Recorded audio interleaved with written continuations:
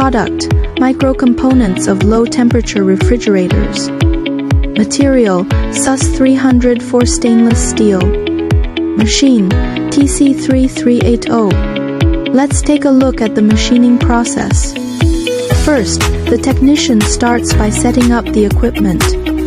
The machine is inspected and cleaned. The interface of this product is a part of the small, low-temperature refrigeration machine. It is formed in one go on the lathe. The lathe removes most of the material during the roughing process.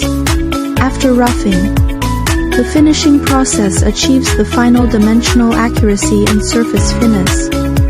Through complex machining paths, one-time forming is achieved. Both turning and milling are completed in a single clamping. The product has very low accuracy requirements, with tolerances of 0.05 m.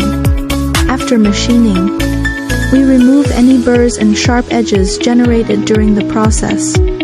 Our machines use non-destructive testing, ensuring that no damage is caused to the product.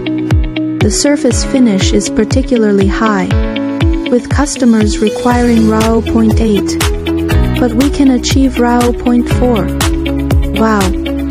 This sums up today's product processing flow. Finally, and equally important, don't forget to perform quality inspection on the finished product.